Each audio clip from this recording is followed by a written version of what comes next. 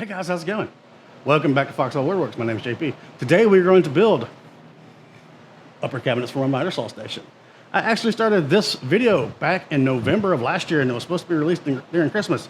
So the video has Christmas music in it and I'm not going to change it. If Home Depot can have Halloween stuff in July, I can have Christmas music in my video. Yeah. If you want to see how I built these upper cabinets, stick around, enjoy the video, share with your friends, pound that like button. Subscribe if you want to. Don't have to, that's fine. It's cool, whatever. And I do hope you enjoy the video, so let's get to it.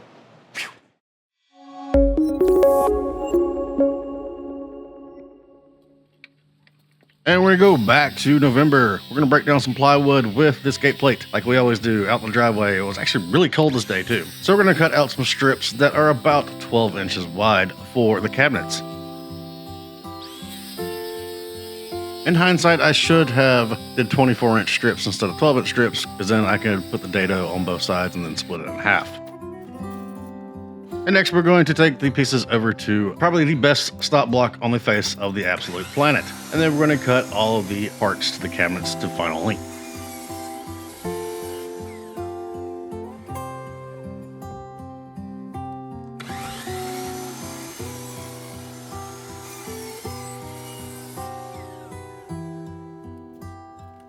And then I'm going to go over and break down these sides of the cabinets. And that brings me to today's sponsor, the Klingspor Woodworking Shop. Go visit them today at www.woodworkingshop.com.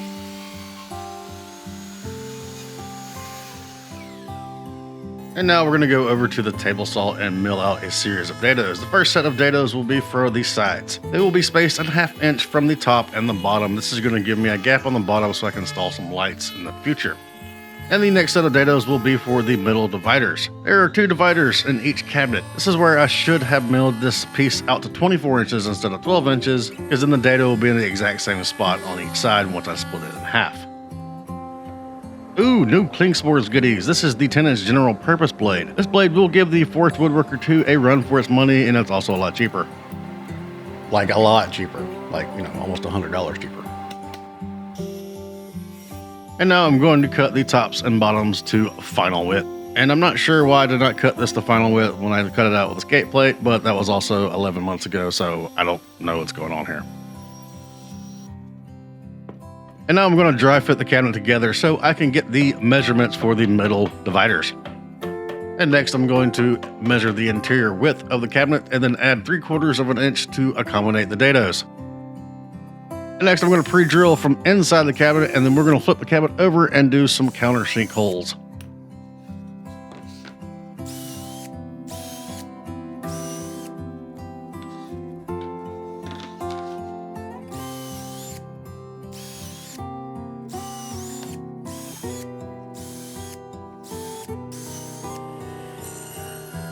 And before we can attach the cabinet, I'm going to put a 1/4 inch groove on each side. And this is so I can slide the back panel in, which is going to be 1/4 inch hardboard. It's going to make it look really pretty.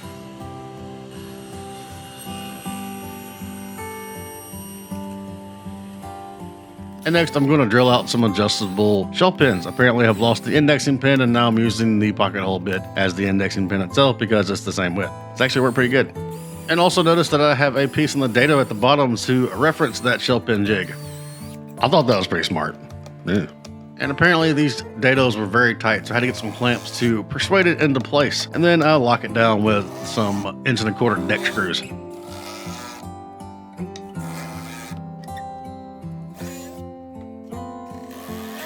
You know how you go back and look at something you did in the past and you're just like, ugh, why are you doing that?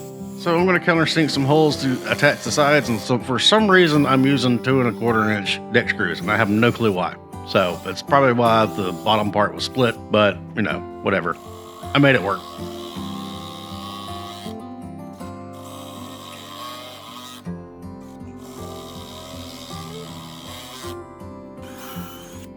And apparently I forgot to drill the adjustable shelf pin holes on the middle dividers, which is okay because now I still have access to it, so it will be easy enough to do.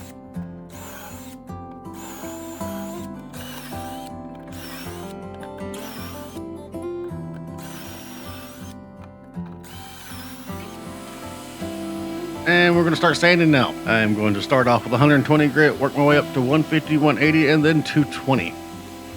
And however, I will not be putting any finish on this at the time being. I'll most likely come back and spray it down with some Halcyon, but for right now, I'm just going to skip that part.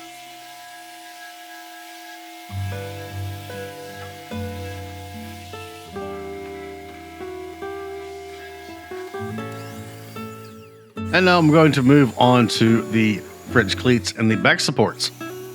And then I'm going to attach the bottom nailer to the back of the cabinet. This is a 3-inch wide piece of scrap I had laying in my shop, and so I cut it down to size and attached it to the dividers with some pre-drilled screws. I actually think these screws are the right size this time. Maybe. Yep, they are.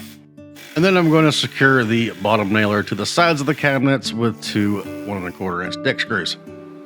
And next, I'm going to glue the French cleat to the top of the cabinet. I'm not going to show you how to make a French cleat because there's 142,000 videos on YouTube about it, so go check one of those out. Basically, a French cleat is a board that is split in half at a 45 degree angle. The bottom part goes onto the wall, the top part drops onto the bottom part. So I'm going to attach the French cleat with glue, crown staples, and some screws into the dividers. I'm also going to add screws to the sides to give it some extra support.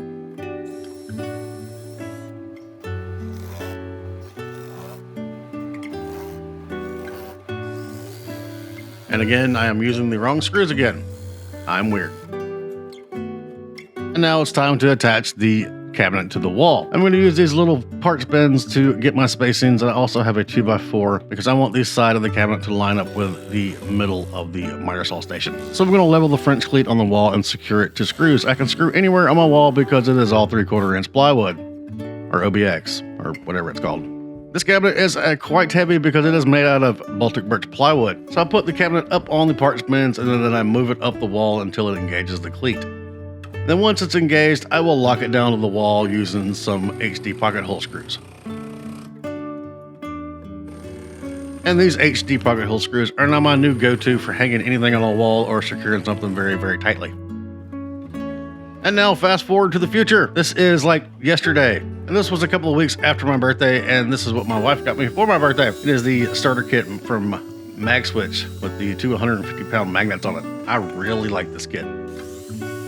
As you notice, I didn't show you before of how to make the face frames, so I'm actually breaking down the parts for the face frames in the future. And this is popular that I had left over from the match fit assembly bench. I'm going to go ahead and break down all the parts on the miter saw, and then we're going to go over to the match fit bench and we're going to assemble it together with the clamps.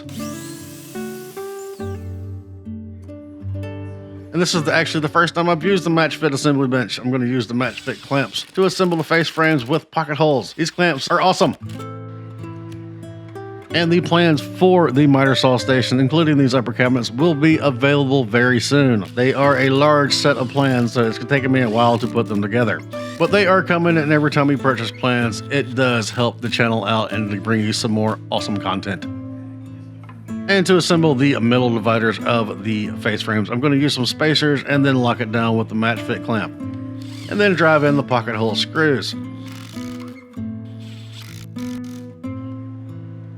And then I'm going to do the exact same thing on the other side.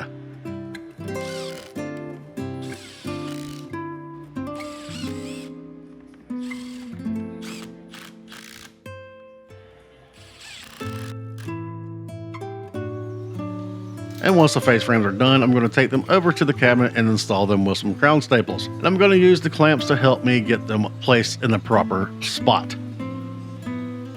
And this is shop furniture, so I really don't care about seeing the crown staples. I just like using crown staples because they hold very well. And next I'm going to break down the last piece of plywood I have in my shop for the doors. I want to keep the continuous grain pattern like we did for the bottom of the miter station, but I only had enough wood for one side. So we're going to do that side first.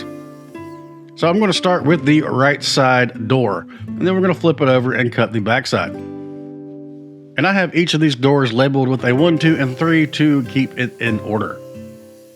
And to actually get the measurements for each door, I'm going to measure the openings of the doors, and then I'm going to add a whole inch to the sides and to the top and bottom. And this is because I'll be using 1/2 inch overlay door frame hinges. And I'm actually going to cut the left and right door first, and then cut the middle door that will give me all 3 doors in a continuous grain pattern.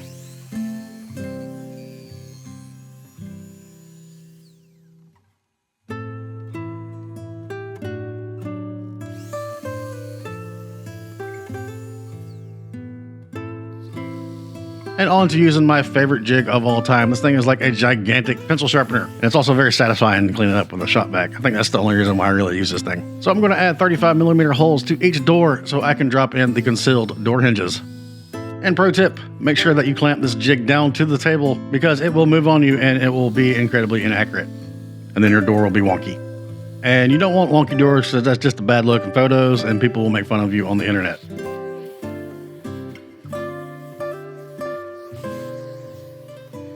And another pro tip, make sure that you keep the clamps on when you drill the pilot holes for the screws. And next we're going to drop the hinges into the 35mm holes that we just made. And make sure you take a ruler and straighten those hinges out because then they'll be extra wonky. So you don't want like super wonkiness.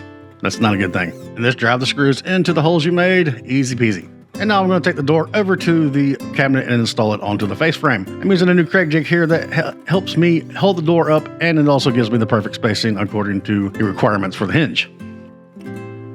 And next I install the shelf pins onto the cabinet. Pro tip, use 1/4 inch shelf pins and not 5mm shelf pins because the 5mm will not fit. And the last thing to do is install the pulls on the doors. I'm going to use this half fancy door handle jig to drill out some holes for the screws. And then I'm going to install the screws by just twisting them on there and tighten them up in the back end. I will straighten all these out later. And I got these from the big box store and I probably could have got them for half price on Amazon, but it is what it is. And I'm going to call that a video. Thank you everybody for watching, and if you enjoyed the video, go ahead and like it and share it with your friends. You can subscribe if you want to, but you don't have to. And I want to wish everybody a Merry Christmas and a Happy Holidays. Cheers.